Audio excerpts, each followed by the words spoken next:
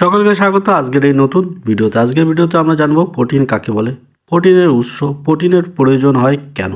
এই সম্পর্কে আজকের বেশ কয়েকটি প্রশ্ন উত্তর আমরা জানবো বা এই সমস্ত প্রশ্ন উত্তর নিয়ে আলোচনা করব। নতুন চ্যানেল লাইক শেয়ার সাবস্ক্রাইব করে সঙ্গে থাকুন, সাথে থাকুন।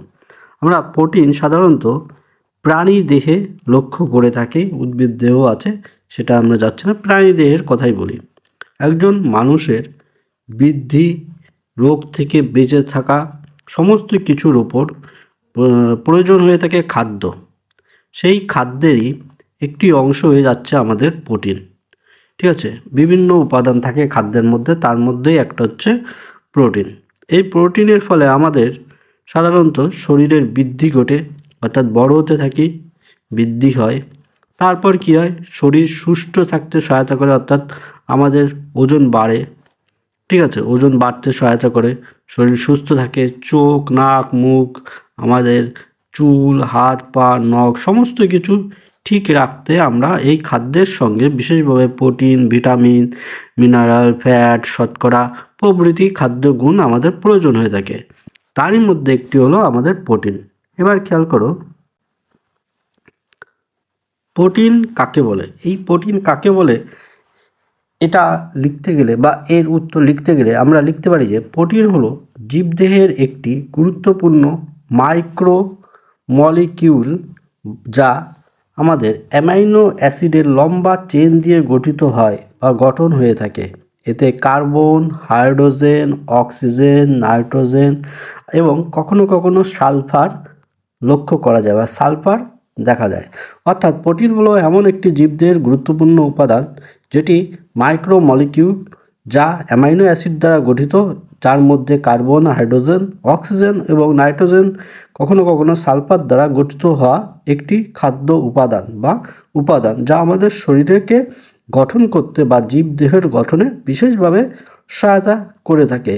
এই উপাদানকেই সাধারণত প্রোটিন বলা হয়। এক কথায় আরও আসে, ছোট ছোট করে আবার জানবো আমরা। এবার খেয়াল করো, এই ক্ষেত্রে দেখো প্রোটিন জীবদেহের বিল্ডিং ব্লক মানে গঠনকারী অংশ হিসেবে কাজ করে থাকে। ঠিক আছে, কারণ এটা কোষের গঠন, কাজ ও রক্ষণাবেক্ষণে সাহায্য করে থাকে। কোষের গঠনে সহায়তা করে, রক্ষণাবেক্ষণ মানে কোষ আঘাত পেল সেটাকে ঠিক করার কাজে সহায়তা করে থাকে এই প্রোটিন। উদাহরণ হিসেবে প্রোটিন অ্যামাইনো অ্যাসিডে পলিপেপটাইড চেন দিয়ে তৈরি হয়ে থাকে। কী দ্বারা তৈরি হয়ে থাকে? পলিপেপটাইড চেন দ্বারা তৈরি হয়ে থাকে, যা ভাঁজ হয়ে বিভিন্ন আকার নিয়ে থাকে, অর্থাৎ বিভিন্ন রূপ ধারণ করতে পারে। এবং এই প্রোটিন হলো, আরও একটু লেখা যায়, প্রোটিন হলো এমন একটি পদার্থ যা খাবারে পাওয়া যায় এবং শরীরকে বাড়তে ও শক্তিশালী করতে সহায়তা করে।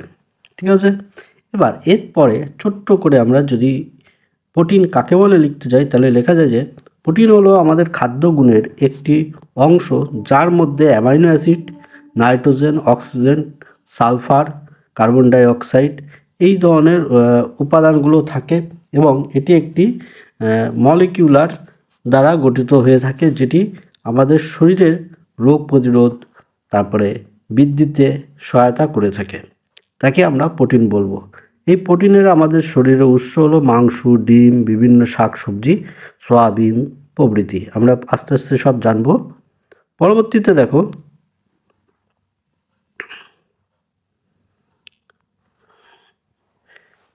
প্রোটিনের প্রধান উৎস কী? প্রোটিন আমরা কোথা থেকে পেয়ে থাকি? প্রোটিন সাধারণত প্রধান উৎস কী কী? প্রোটিনের দুই ধরনের উৎস আমরা লক্ষ্য করি। উৎস বলতে যেখান থেকে পেয়ে থাকি এই প্রোটিনগুলো, সেটি দুই ধরনের স্থান হয়ে থাকে। একটা হচ্ছে প্রাণীজাত স্থান এবং অপরটি হলো উদ্ভিদজাত স্থান। প্রাণীজাত স্থানের মধ্যে, অর্থাৎ প্রাণী থেকে যে সমস্ত প্রোটিনগুলো পাই সেগুলো হচ্ছে মাংস, যেমন চিকেন, গরুর মাংস মুসলিমরা খেয়ে থাকে, যারা সাধারণত ছাগল হিন্দু মুসলিম সবাই খেয়ে থাকে, চিকেনও হিন্দু মুসলিম সবাই খেয়ে থাকে, মাছ, সালমন, টুনা, ডিম, দুধ, পনির, দই এই ধরনের খাদ্য উপাদানগুলো হচ্ছে সাধারণত প্রাণীজ উৎস, অর্থাৎ পশু পাখি থেকে আমরা পেয়ে থাকি যেটা প্রাণী।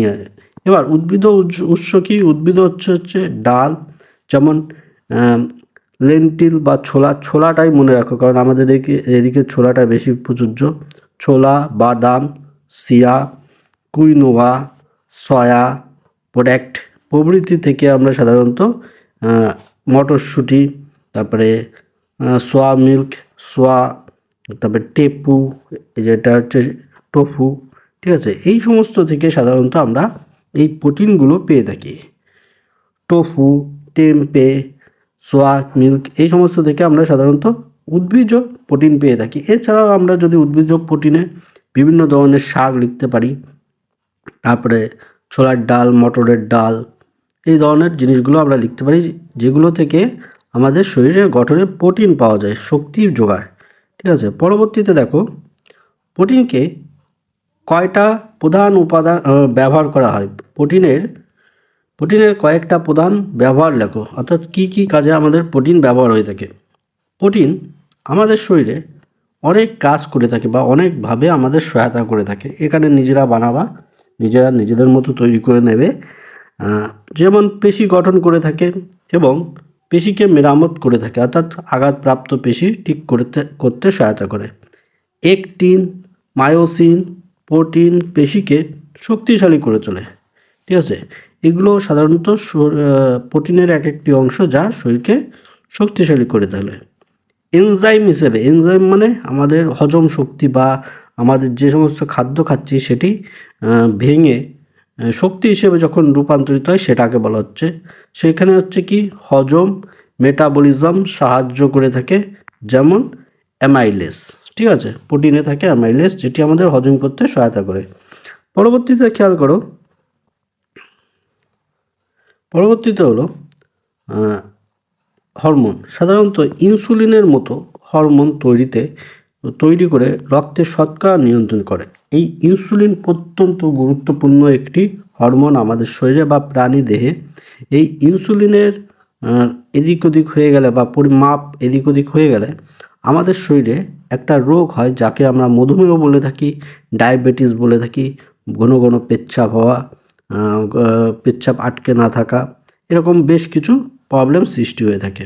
ঠিক আছে, পরবর্তীতে কি হলো, পরবর্তী প্রশ্ন দেখো, প্রোটিনেরই আরও একটু অংশ দেখো, ইমিউনিটি মানে সাধারণত আমরা এটা করোনা ভাইরাসের সময় প্রত্যেকেই জেনেছি যে ইমিউনিটি হচ্ছে রোগ প্রতিরোধকারী এক ধরনের ক্ষমতা বৃদ্ধি করা। ঠিক আছে, প্রোটিন খেলে বা প্রোটিনজাত পদার্থ খেলে আমাদের অ্যান্টিবডি তৈরি হয় এবং প্রোটিন রোগ প্রতিরোধ করতে সহায়তা করে। অর্থাৎ আমরা যখন মাছ, মাংস, ডিম, বিভিন্ন ধরনের শাকসবজি খাবো, তখন আমাদের শরীরে রোগ প্রতিরোধক ক্ষমতা বৃদ্ধি পেয়ে যায়। তারপরে খেয়াল করো ট্রান্সপোর্ট মানে এক স্থান থেকে অন্য স্থানে, এক্ষেত্রে বয়ে নিয়ে যাওয়া হচ্ছে, এক জায়গা থেকে আরেক জায়গা কোনো কিছু নিয়ে যাওয়াকে বোঝাচ্ছে। যেরকম প্রোটিনের সহায়তায় হিমোগ্লোবিন অক্সিজেনে বহন করে বা রক্তে অক্সিজেন এক স্থান থেকে অন্য স্থানে নিয়ে যেতে সহায়তা করে। এগুলো বেশি বারন্ত করবো না, কারণ ভিডিও বড় হয়ে যাবে। খেয়াল করো কোষ গঠন হলো কি, সাইটোস্কেলেটন কোষকে আকার দেয় বা কোষের গঠনে প্রোটিন বিশেষভাবে সহায়তা করে। এটুকু দরকার নেই, যদি বানাম না থাকে বা মনে না থাকে দরকার নেই। এখানে লিখবে প্রোটিন কোষকে সঠিক আকারে গঠন করতে সহায়তা করে। ঠিক আছে, তাও হয়ে যাবে। এবং সার অংশে বা মূল অংশে বা সর্বশেষ অংশে লিখতে পারি যে এইগুলো সমস্ত কিছু লিখলাম, তারপরে লিখতে পারি এই সার অংশ বাদ দাও, তারপরে লিখতে পারি মানব দেহে বা প্রাণী দেহে প্রোটিন ছাড়া শরীরের বৃদ্ধি, রোগ প্রতিরোধক এবং দৈনন্দিন কাজের করা সম্ভব না বা দৈনন্দিন কাজের শক্তি জোগাড় করা সম্ভব নয়। তাই প্রোটিন হলো আমাদের দেহের বা প্রাণী দেহের একটি গুরুত্বপূর্ণ উপাদান। ঠিক আছে, এই লিখে দিলে বা খাদ্যগুণ লিখে দিলে যেটা থাকবে, যদি খাদ্যগুণ থাকে, বিশেষ করে উপাদানই থাকে, প্রোটিন বিশেষ উপাদান। ঠিক আছে, এই হলো। তারপরে দেখো আরেকটু আছে, খেয়াল করো দৈনন্দিন আমাদের শরীরে প্রোটিনের কত মাত্রায় প্রয়োজন হয়ে থাকে বা কতটা প্রয়োজন দরকার হয় বা অভাবের লক্ষণগুলো কী কী। এবার দেখো সাধারণত প্রোটিন আমাদের প্রাপ্তবয়স্ক মানে 18 বছরের উপরে যে কোনো ব্যক্তিকে প্রাপ্তবয়স্ক বলা হয়। সেই ধরনের কোনো জায়গায় 16 বছরের উপরেও ধরা হয়। প্রাপ্তবয়স্কদের জন্য দৈনন্দিন এই প্রোটিন সাধারণত 0.8 গ্রাম পার কেজি শরীরের ওজন অনুসারে, যেমন 60 কেজি ওজনের লোকের জন্য 48 গ্রাম প্রোটিন প্রত্যেক দিন প্রয়োজন। ঠিক একই রকমভাবে যদি অ্যাথলেটিক্স বা গর্ভবতী মহিলাদের কথা বলা হয়, তাহলে তাদের ক্ষেত্রে প্রোটিন একটু বেশি দরকার হয়। সেখানে 1.8 থেকে প্রায় 2 গ্রাম দরকার হয়ে থাকে পার কেজিতে প্রোটিন। ঠিক আছে, প্রতি কেজিতে এতটা প্রোটিন প্রয়োজন হয়ে থাকে, যা তাদের দৈনন্দিন কাজে বিশেষভাবে গুরুত্বপূর্ণ হয়ে থাকে। পরবর্তীতে দেখো, প্রোটিন যদি আমরা পরবর্তী অংশে দেখো, প্রোটিন যদি আমরা অত্যাধিক গ্রহণ করে থাকি তাহলে কী হবে, বা প্রোটিন যদি আমরা প্রত্যেক দিন মাছ মাংস খাই তখন কী হবে।